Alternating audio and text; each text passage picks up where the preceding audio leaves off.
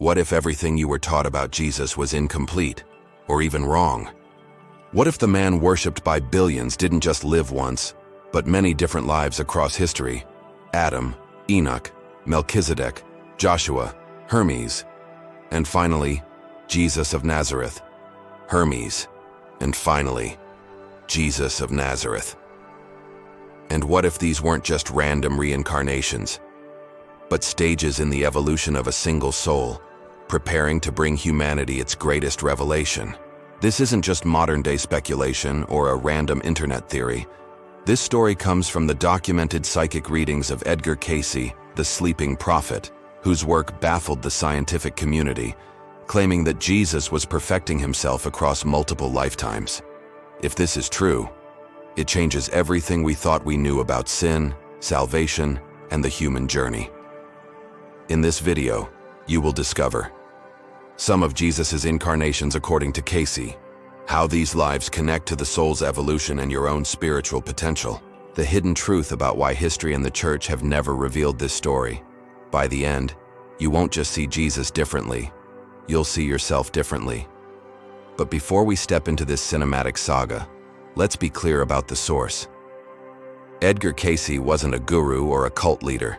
He was a simple photographer from Kentucky who, for over 40 years, would enter a self-induced trance and answer questions on any topic imaginable. He gave over 14,000 documented readings, with stenographers recording every word. Doctors sent him their most hopeless cases and he'd provide cures. Geologists consulted his readings on oil deposits, and thousands asked him about the nature of the soul. He claimed his information came from the Akashic records, a kind of cosmic library of all experience.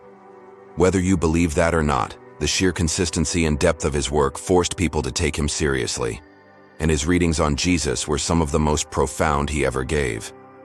Now, let's begin the journey. Imagine each incarnation as a scene in a cinematic saga, each one teaching a lesson, each one a step toward perfection.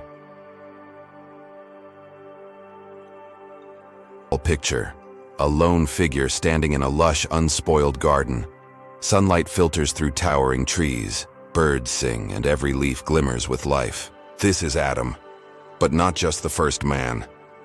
According to Cayce, he is Jesus himself in his earliest incarnation, a divine soul stepping into matter for the first time.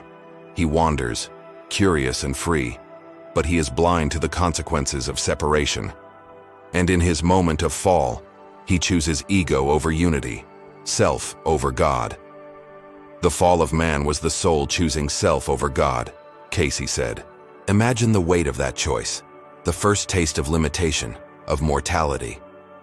Adam's mistakes weren't punishment, they were training in experience, the first act in a multi-life odyssey. How often do we repeat mistakes simply because we haven't learned the lesson yet? Adam's fall is a mirror, the first cinematic moment of your own soul's journey.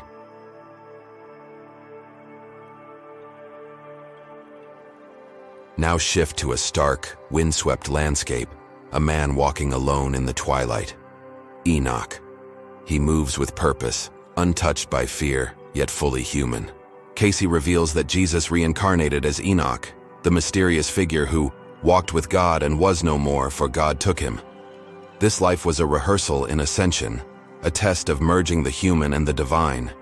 Visualize the tension. 1 foot in the mortal world, 1 foot in the infinite.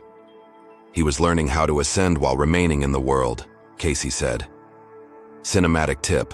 Picture sweeping aerial shots of mountains, solitary paths, the wind carrying whispers of the divine. This is the Christ soul learning to transcend. Comment below if you've ever felt moments where your choices felt guided by something larger than yourself. That's Enoch whispering through time. The scene shifts again.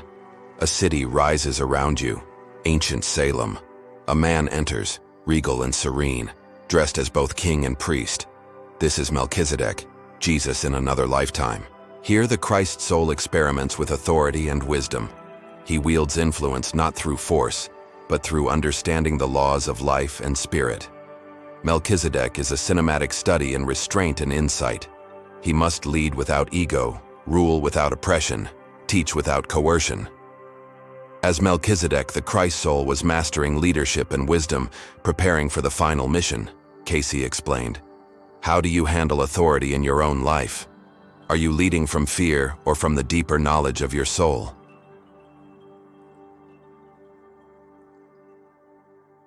Cut to a battlefield at dawn. Dust swirls as a young warrior, Joshua, rallies his troops to take Jericho. Cayce says this incarnation wasn't about conquest, but about mastering focused will and leadership under pressure. The Christ soul had to learn how to channel immense power for a single purpose, experiencing both the triumph of victory and the moral weight of command. It's a cinematic lesson in consequence.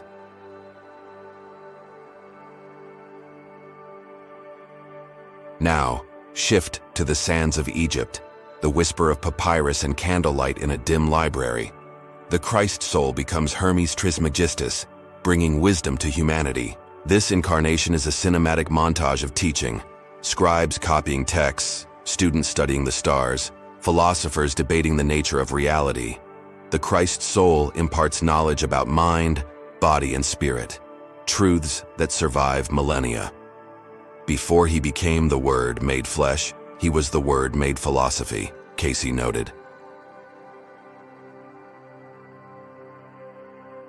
Finally, the cinematic climax, a humble carpenter's son walking dusty roads of Galilee, speaking in parables, healing the sick, challenging leaders. Every prior life, Adam, Enoch, Melchizedek, Joshua, Hermes, converges into this incarnation. The miracles, the teachings, the compassion, they are not the start. They are the culmination of millennia of evolution, carefully orchestrated by a single soul perfecting itself. Take a moment. Let the idea sink in. The Christ you know is not a static figure. He is the final act of a long, complex journey. Cayce. Christ is not a man. Christ is a pattern. Why this matters to you? If even the Christ soul had to learn and evolve, what does that say about your own journey? The takeaway is radical. Your falls are not failures. They are lessons in ego, just like Adam's. You aren't broken. You are in the first act of your own epic. Your struggles with power and responsibility are your Joshua and Melchizedek moments. They are training grounds for mastering your will. The Christ pattern isn't about being perfect now. It's about the journey of becoming perfect, lifetime after lifetime. Maybe Jesus wasn't sent to save you, but to remind you who you are. Comment below.